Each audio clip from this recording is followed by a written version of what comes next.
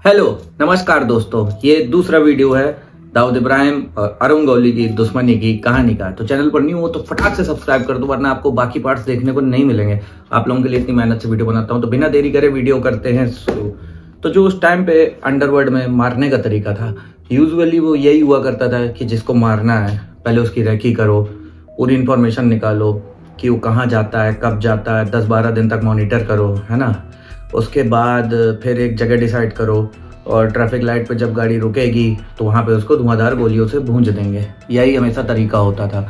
तो गौली के आदमी सतीश राजे को मारने का प्लान कर रहे थे। मैंने आपको बताया ही था कि सतीश राजे, दाऊद क्योंकि दुबई में रहता था तो सतीश राजे उसका इंडिया में फाइनेंशियल मैनेजमेंट देखता था। यहाँ से इंडिया से पैसा कलेक्ट वगैरह करके दुबई पहुँचाना उसके तक।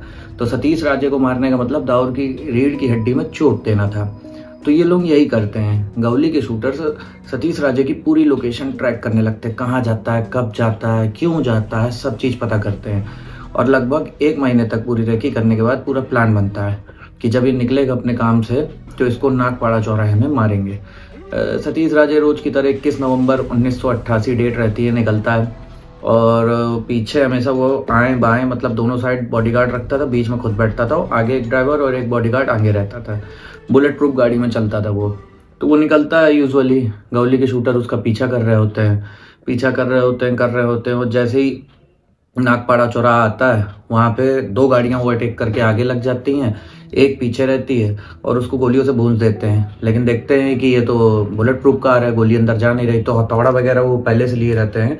मार के कांच तोड़ते हैं और उसके बाद सीधे उसको गोली मार देते हैं, मतलब सबको मार देते हैं, इंक्लूडिंग ड्राइवर और बॉडीगार्ड, सबको वहीं खत्म कर देते हैं। और वहां से 2 मिनट के अंदर पूरा खेल करके निकल जाते हैं। दाऊद का भाई दिमाग तो खराब हो ही जाता है दुबई में बैठे बैठे कि साला मतलब इतनी हिम्मत बढ़ गई इन लोगों की कि इतना बड़ा कांड कर दिया, मेरे खास आदमी को टारगेट किया। तो दाऊद तो बौखला जाता है। तो वो छोटा राजन को आदेश करता है कि भाई इस मैटर को संभालो और गौली गैंग को बिल्कुल ख़त्म करो। छोटा राजन फिर वहाँ से अपना दिमाग लगाना चालू करता है। वो अपने शूटर से इंडिया में कांटेक्ट करता है, वो बोलता है कि गौली का पूरा नेटवर्क पता करो, गैंग किसका क्या रोल है। तो उसको समझ में आता है कि इस गैंग का जो थिंक टैंक है, जो दिमाग देता है गौली को, वो अशोक जोशी है। अशोक जोशी से पूछे बिना गौली कभी कुछ नहीं करता था। उसको सीनियर था अशोक जोशी, तो उसको अपना गुरु मानता था और हर डिसीजन उससे पूछ के ही लेता था और पूरे प्लान भी अशोक जोशी बनाता था। तो छोटा राजन सोचता है कि इसका दिमाग ही खत्म कर दिया जाए तो आधी गैंग तो वैसे ही हिल जाएगी। तो वो अशोक जोशी को टारगेट करता है। तो छोटा राजन के लोग अशोक जोशी पे नजर रखने लगते हैं और इसी तरह जैसे उनने किया था वैसे ये भी करते हैं। अशोक जोशी के ड्राइवर को खरीद लेते हैं पैसे का लालच देके कि बस तुम हमें बताते जाओ ये कहाँ कब जाता है। ड्राइवर सारी इन्फॉर्मेशन देने लगता है और उसी साल 1988 में 12 दिसंबर को वो दिन आता है जब सेम स्टाइल में छोटा राजन अशोक जोशी को मरवा देता है।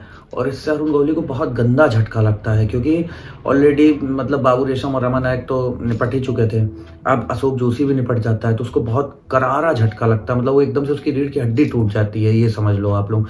और वो एकदम से बहुत वीक पड़ जाता है, बहुत उदास हो जाता है कि अब मैं करूँ तो करूँ क्या। अरुण गौली हमेशा किसी न किसी की सलाह पर ही गुंडाई किया है। पहले वो बाबू रेशम की बात मानता था, हाँ ऐसा ऐसा करना है। जब बाबू रेशम का पुलिस लॉकअप में मारा गया, फिर वो रमा नायक की बात मानने लगा कि हाँ ऐसा ऐसा ऐसा करना है। फिर रमा नायक का भी इनकाउंटर हो गया। फिर वो अशोक जोशी की बात मानता था। अब उसके पास कौन था? उसका बड़ा भाई बचा था, पापा गौली। अब वो अपने बड़े भाई के इशारे पे चलने लगा, उसको थिंक टैंक बना दिया अपनी गैंग का और पापा गौली अब गैंग को लीड करने लगा। अरुण गौली हमेशा बैकवर्ड में रहता था, वो कभी दगड़ी चाल से बाहर नहीं निकलता था, क्योंकि वो जानता था दगड़ी चाल में इतनी गलियां हैं, इतनी चौल हैं कि वहाँ पे घुस के उसको कोई मार नहीं सकता। वो वहाँ से बाहर निकलेगा तो दाऊद उसे तुरंत मार देगा। उस टाइम तक अंडरवर्ल्ड में एक उसूल था कि परिवार के लोगों को छूना नहीं है, कुछ भी हो जाए घर परिवार के लोगों पे कोई अटैक नहीं करेगा। तो पापा गौली जो था अरुण गौली का बड़ा भाई, वो आराम से घूमता फिरता रहता था, टहलता रहता था। लेकिन एक दिन वो मंदिर जा रहा था, दाऊद ने अपना एक शूटर उसके पीछे पहले से ही लगा के रखा था और जैसे वो मंदिर के पास पहुंचता है शूटर उसे गोलियों से भून देता है। ये बहुत गलत चीज़ हुई थी। ये अंडरवर्ल्ड में पहली बार हुआ था कि किसी के परिवार को टारगेट किया गया था। अब अरुण गौली समझ चुका था कि ये मतलब ऐसे चीज़ें चलने वाली नहीं है। और जैसे ही वो कुछ सोच पाता, दाऊद ने बगल के ही गांव में उसके 6 शूटर और मरवा दिए तुरंत ही, मतलब 10-12 दिन के अंदर। 1990 की बात है। इसमें तो अरुण गौली तिलमिला उठा, बहुत ज़्यादा वो दुखी हो गया था। फिर उसने प्लान किया, भाड़ में जाए परिवार, अब इमोशन से खेलो भाई, अब किसी के बिजनेस को ठेस पहुंचाने से ज़्यादा असर हो नहीं रहा है। फिर दाऊद ने तय किया, हसीना पारकर के पति इस्माइल पारकर का नाम, वो अपना रेस्टोरेंट चलाता था, होटल टाइप का था। और वहाँ पे अरुण गौली ने अपने 4 शूटर भेजे दाऊद के जीजा को मारने के लिए। वो लोग घुसे और उन्होंने बेरहमी से उसके जीजा को मारा गोलियां और आराम से बाहर निकल आए। लेकिन इससे दाऊद की इज्जत पे डायरेक्ट हमला हुआ था भाई। मतलब कि दाऊद को डायरेक्ट चैलेंज कि हाँ मतलब अभी लड़ाई जारी रहेगी।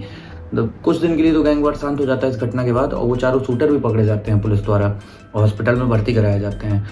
लेकिन हॉस्पिटल में जब वो एडमिट रहते हैं पुलिस प्रोटेक्शन में, तब दाऊद छोटा सा किल को ऑर्डर करता है कि उनको खत्म करो कैसे भी।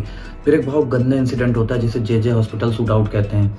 भाई हॉस्पिटल में घुसते हैं दाऊद के शूटर्स AK-47 लेके, और भाई पूरे हॉस्पिटल में तहलका मचा देते हैं। पुलिस वाले मरते हैं, सिटीजन्स मरते हैं, नर्स मर जाती हैं, डॉक्टर मर जाती हैं, धुआंधार गोलियां चलती हैं, और फिर ये चारों शूटर अरुण गौली के मारे जाते हैं। इस घटना के बाद अरुण गौली ने अपना ट्रेंड चेंज किया और मारकाट से थोड़ा सा राजनीति में उतरने की कोशिश की। वो कब और कैसे की, नेक्स्ट कहानी में बताऊंगा। प्लीज सब्सक्राइब कर लो यार, जल्दी करो।